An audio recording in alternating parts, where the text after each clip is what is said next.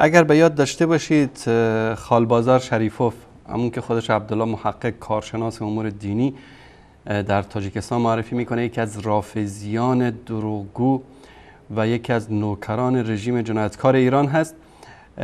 جدیداً این سفر رو نشان بده احمد جان، اعلان کرده که همسر رئیس جمهور تاجیکستان باید به عنوان پیشوای زنان مسلمان اعلان بشه. احمد جان اگر بتونی این سفر رو برای یک ثانیه نشون بدی. بله، تشکر میکنم. اعلان کرده که باید ایشون به عنوان پیشوای زنان اسلامی مطرح بشه. این رافضی خبیث در اینجا، من برای اینکه ملت شریف تاجیکستان آگاه بشن از این رافضی‌های خبیث و از این منافقین که به نام کارشناس علوم دینی و نمیدونم حنفی دارن فریب میدن مردم رو، دو هدف داره از این اعلانش. هدف اول این که خودشو به رئیس جمهور تاجیکستان نزدیک بکنه و پست و مقامی بگیرن و جای پایی برای خودشون باز بکنن تا بتونن اون اهداف پلیدی که دارن در تاجیکستان رو پیاده بکنن و وضعیت تاجیکستان رو مثل عراق و سوریه و یمن و کشورهای دیگه، لبنان بگردانن و جنگ شیعه و سنی و مذهبی در اونجا را بندازن. یکی از اهدافشون اینه. ثانیاً یکی دیگر از اهداف این خبیث، این مرتد منافق، توهین به ام المؤمنین عایشه صدیقه رضی الله تعالی عنها است. اعمال ضد انسانی و ضد اسلامی که در اونجا صورت میگیره رو همه ملت شریف تاجیکستان و همه مسلمان ها میبینن. میخواد با اعلان این مطلب و تاکید این که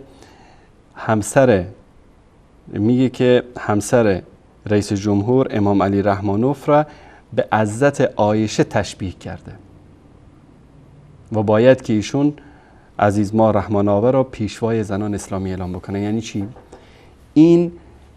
این رافضی خبیث کینه و عداوت داره به ام المؤمنین عایشه صدیقه، مثل بادارانش که در قم و نجف هستن. به این وسیله میخواد توهین بکنه به ام المؤمنین عایشه صدیقه.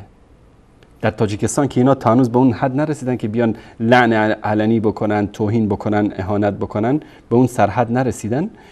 منتها با این کار یکی از اهداف این رافضی خبیث این است که توهین بکنه به همسر رسول الله صلی الله علیه و سلم که زن رحمانوف و همه زنهای جهان بعد از عایشه صدیقه رضی الله تعالی عنها تا قیام قیامت به گرد خاک پای عایشه صدیقه رضی الله تعالی عنها نمیارزن. و این رافضی خبیث مانند امام زمانشون که میاد حضرت عایشه رو از قبر در میاره و به صلیب میکشه و حد جاری میکنه بر او، همون اعتقادات رافضی هست، همون به شکل دیگه میخوان در تاجیکستان پیاده بکنن. اگر راست میگه، جرأت داره عبدالله محقق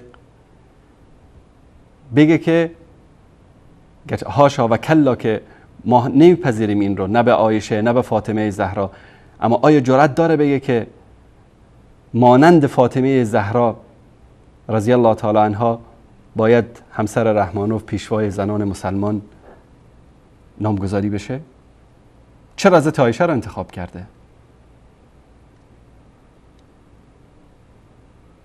و این دستورش 100% از بادارانش در قم و در تهران گرفته که به این وسیله نام ام المؤمنین محبوبه رسول الله صلی الله علیه و آله و سلم در کنار زنی ذکر بشه که همونطوری که گفتم هو و همه زنها بعد از عایشه صدیقه رضی الله تعالی عنها